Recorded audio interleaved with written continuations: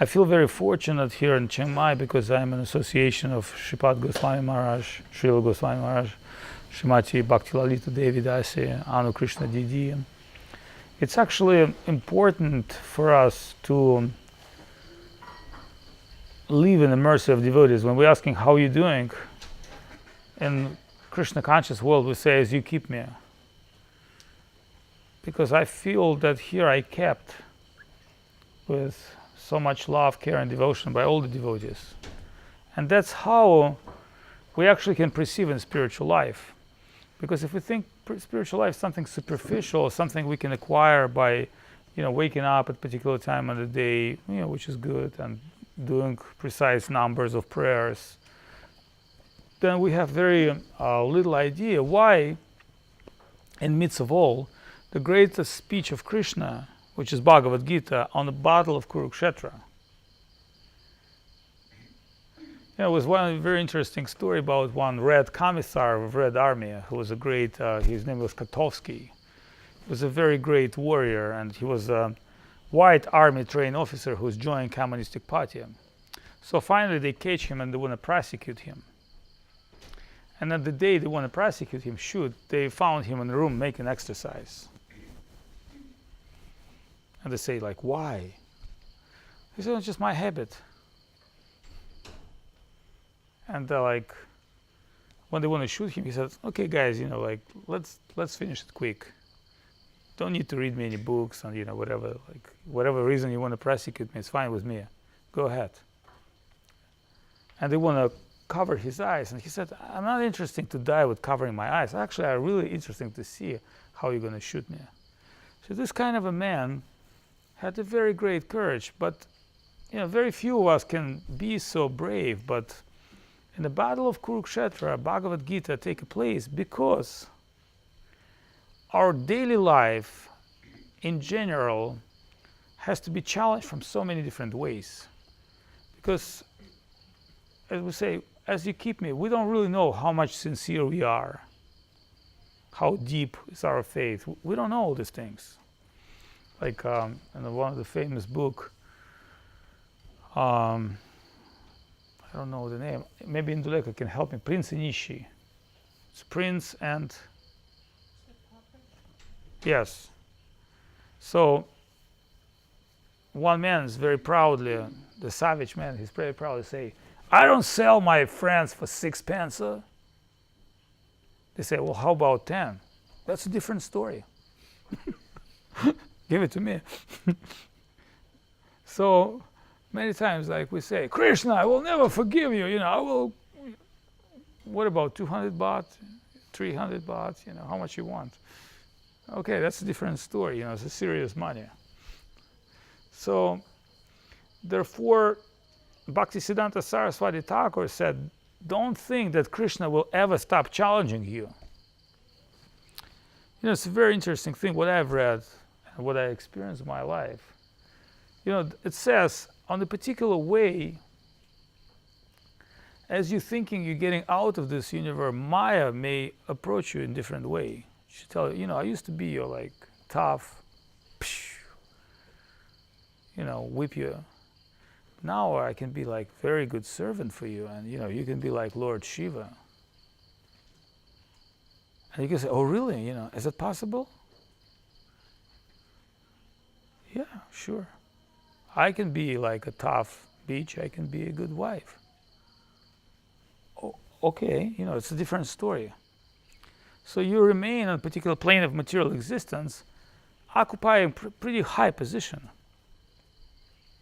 But still it's material domain. Remember, heavenly planets, high planets, they're sages, they're great yogis, they're great munis, they're great rishis. The question is why they're occupied such a high places, on high places of consciousness, and why do you think to get out of this world you have to come back to the earth and become a devotee of Krishna? This is not my point, that's the point of Brihad Bhagavatamritam, the great cosmic book ever written by Sanatana Goswami. What it actually explained to you, even if you want to go from Vaikuntha, the spiritual universe, I'm not talking about material universe, the spiritual universe, to higher plane of Goloka, you still have to come back to Vrindavan? That's a very interesting question. It seems like for some reason you can just, go higher, higher, higher, higher, and then go to the very spiritual domain of Krishna, but it's not. You have to be as a human being in this earth, and you must develop a particular level of faith. So next life you have Gopi Janma Karma. That means next life you're going to take birth in universe, or maybe next million lives, where Krishna Lila is going on. You can't go directly from Vaikuntha to Goloka. It's not possible. It's not a connecting reality. So now we're going to Angkor Wat to film the great, mighty Vedic civilization. But the Guru Maharaj say a very, very clear thing.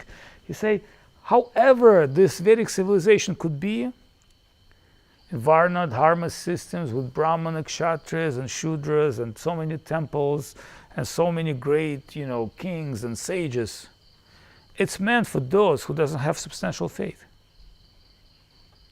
For those who have substantial faith in Krishna. And the question is what do you mean substantial faith to Krishna?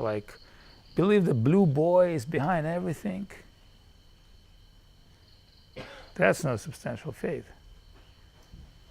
You think, oh, I still believe in God. It's obvious, it's so stupid to think there's no God.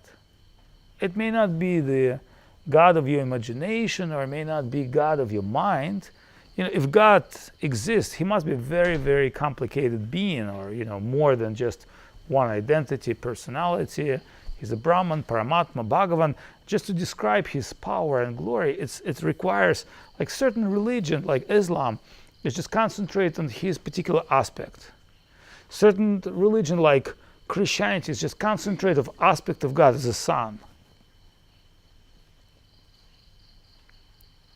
So there are neurospecialists. Sometimes we study God as a son. Somebody, we study God as some kind of a divine principle. Somebody say, we study that possibility. There's something when there is no God and there is no yourself, which is Buddhism. But in true reality, if there is a God, he must be very, very complicated. He should be all, absolute. Absolute, that means he's impersonal, he's human-like, he's superhuman. Some Christian people say, can God create a rock that he cannot lift? That's a very small challenge for God. If you really study the Krishna story of Govardhan, which we have here, actually Krishna lifted Govardhan with one finger. Are you trying to say what's the purpose behind? There'll be so many people who ask you, what is the purpose behind? Somebody say, well, it symbolizes the creation and God's ability to maintain everything. He's aham sarvasya prabhavo, I'm the source of everything. But the true answer would be fun. What do you mean fun? Can God have a fun? Yeah, God can have a fun. Make jokes with Indra, have fun, being cool. Then you say, well, is God so whimsical? Yes, he is. But still, he is occupied divine position. Therefore, out of so many templates or cliché of God, I really personally like the Austin Powers. And why do I like Austin Powers? I can tell you why. There's a famous book, Hero with 1,000 Faces. It's actually this writer from Hollywood described there is only one hero and has so many aspects. That's why Krishna say, I'm the original hero. But if you think Austin Powers, how he can be having Krishna, he's not the strongest guy. He's got a little bit mojo. And you know what? He's also the Dr. Evil. He's inspiring Dr. You can kind of understand, he's kind of a cool person who has some kind of a mojo. There's some kind of a Dr. Evil, but it's actually, him but in different form. It's a very, very Krishna conscious film for certain of us. And you can understand, it's all about his play.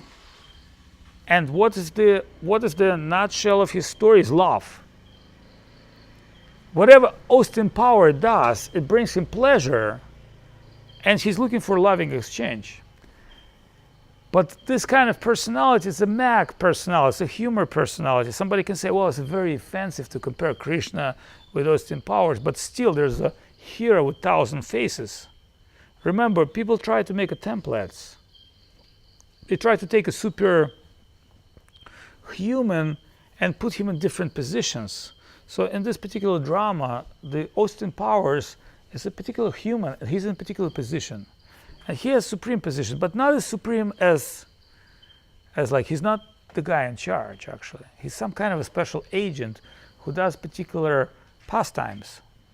So if you think this to be found very attractive by people, to think of Krishna himself.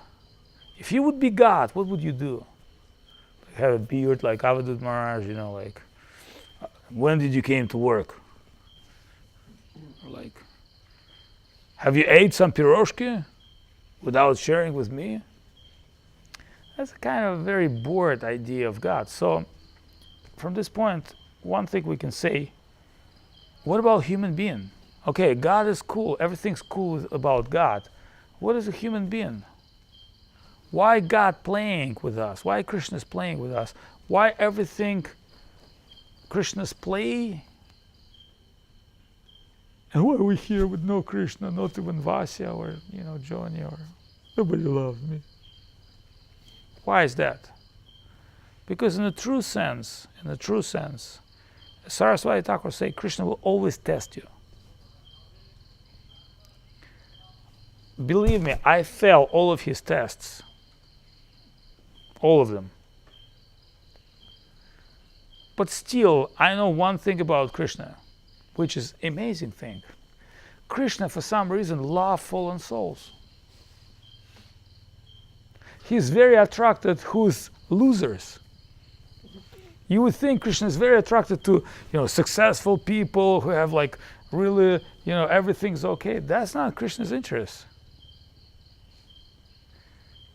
Anybody has little success in this world has such a big ego. Whether you're guru or, follower, successful follower, successful guru, successful businessman, successful president, you must have some ego. Well, in a spiritual way, we can say the real guru is Guru Abhiman. We think all gurus are so great. I'm not so great. But it's an interesting point, as Guru Maharaj explained, why Krishnadas Kaviraj, who's writing the most advanced spiritual book ever written, he's explaining, I'm a very fallen soul, guys. I'm sorry, that's not me. That's divine will. I'm just a puppet. I think I'm a very bad person. I don't think I'm very qualified. But I know what I'm writing is super valuable. So Krishna interesting in those who's in negative shape. If you're in positive shape, about yourself, how divine you are, how spiritual you are, Krishna is not so much inspired about you. But if you're a loser, spiritual loser, Krishna said, well, now maybe you understood something. From a particular point, Arjuna, he's a spiritual loser. He tells to Krishna, I'm sorry, I did not know that you're God, I call you friend. Krishna said, that's okay, don't worry about it, it's okay, And Arjuna say, well, I can't defeat my relatives. Krishna said, you would have to. That's your dharma. You're a warrior. That's the worst thing you do, you run away from battlefield. Because for somebody who have fame and glory, to lose this fame and glory is so bad. I wrote last night some horrible letter about some devotee. And I've been waiting for a couple of years. I did not send it out, but I finally did. But I'm thinking now, what's next? Because I want to put him back on where he is, not where he thinks he is. where he really is. And I understand breaking somebody's prestige is the most painful thing. I cannot imagine if somebody write horrible letter about me. That would be like the biggest drama. I'll probably start smoking again. Maybe not. Maybe drinking. I don't know, maybe everything. But I think if someone humiliate me in front of devotees, this will be the worst thing for me. It's the worst thing. It's very, very painful when somebody press your ego, humiliate you. It's really, really bad. But Krishna, to become your friend, he can do that. He has the power. But he's not telling you, you dismissed. Krishna never dismiss you. Krishna tells you, now see who you are, and remember, I'm the most merciful, most beautiful, most amazing presentations God of ever. If you think I'm an old man with a beard who put you in hell, that's not who I am. I'm someone who is nature, is love and devotion. And I'm thinking, well, what is the aspect of mercy? Guru Maharaj said, mercy above justice. We're fighting for justice in this world. We want the justice. I want the justice. But that's not the higher principle, the mercy. But Guru Maharaj said something very interesting, which I'm thinking a lot. He said, no matter what you've got and didn't pay nothing, you can't value. Because if I give you right now, like, something very, very valuable, jewel, credit card, and tell you, you can't really value it. Because you didn't. But if you work hard, you made it like, $100. Now you're going to buy shoes, and like, you're thinking like, oh, they're the shoes. Something you like earn, and something insignificant you value so much. Why? Because this is the nature of the soul. Like, we can't really value our parents. Why? Because, it's our parents, okay? They should do good things for us. Other people not necessarily have to do good things for us, but the parents, we don't take them seriously. They kind of like have to take care of me because they're my parents. They have to love me. So, interesting things in this world. So, having a big, deep ego, we are kind of like miscalculate, we misvalue, we're ungrateful. And why? Because we don't really understand what is grace is, the real grace. Some people think, oh, be graceful, it's like go to feed poor people or to go to weak people. But that's not really true grace. Because I'm giving you, I'm helping you. I am. Aham, ego. There's a very subtle part of the ego is still involved in this part. But what would be the real truth, grace, which you can express towards divinity? There's nothing you can offer to Krishna. There's nothing you can amaze Krishna. There's nothing you can charm Krishna. So what would be the real, sincere, honest two things? The most important, Krishna is really happy when you have some appreciation to his devotees. That's what he really likes. And then on some general level, he can say, yeah, water, flowers, it's okay. You can give it to me. Payam pushpam patra name bhaktahya pashani. But you have to give this with devotion. So Saraswati Thakur said, you think it's easy to take this flower? And offer this to Krishna? Like, do you think Krishna accept this? Do you think if I just take like any flower to give to any girl, she's gonna love me? No. This flower has to represent my deepest appreciation and feeling.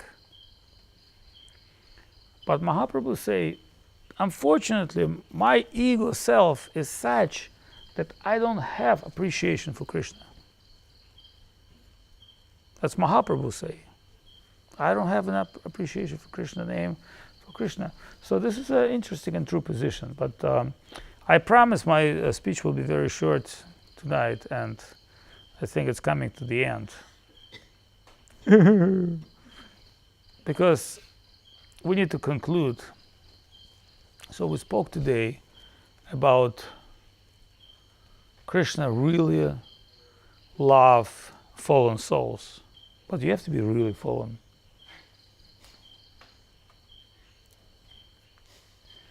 What does it mean actually? Do bad things, smoke in the bathroom, be non-veg, don't follow all the regulative principles. Well, there are still people who think it's okay. Actually, most people think it's okay. That's not what Krishna means, actually. What Krishna means is you have to have some deepest. See, the reason we're in this world, because we don't have divine relationship. We're looking for relationships. We don't have divine. So it's not about compassion that you've done something wrong or you will do something good. It's that you don't have real love of God. Mahaprabhu said, Nanu ragah. I don't have real love of God. And you know what? It's okay. I can live like this every day. It's part of my everyday life. Life without love. In the core of my heart, I'm struggling for love. I'm looking for in everybody's person, like, will you give me love? Can you love me? I need love. I need people to love me. I need it's a very deep thing. But so Mahaprabhu, he explained that this is the worst condition of conditioned soul, that we can exist without love. And we don't even know what it is. But we know in the core of our heart, in true self, we're only looking for Krishna, no one else. Because we want the absolute love, the absolute relationship, the eternal, the truth, the honest. But the problem is, we're not ready for it. If we would become ready for it today, Krishna would appear in front of us. Something would happen. But so therefore Krishna will say, I will actually offer you so many things. You remember this Russian fairy tale, when you meet golden fish, which can fulfill all your desires, you tell, I can give you money, I can give you position, you can sell so many full domes, you can be a TV star for one night in front of the cheap camera, you can go to some place, the Sunday market, you can eat some hot dogs, whatever you want to do. But one thing I cannot give you divine love. I can fulfill all your desires, but not that desire. Then why, you ask the goldfish, why? That's the most important desire. That's the desire cannot be fulfilled because love comes itself. It has its own mysterious way to descend in the heart. And in most people, it slightly touch and disappear in spiritual and material world. If you really love someone, he thinks he's like a god. Maybe for a couple of days or years or something. But then that feeling disappears. So everybody lament about this, because everybody lament about Krishna consciousness. So we hope that in our spiritual life we will get some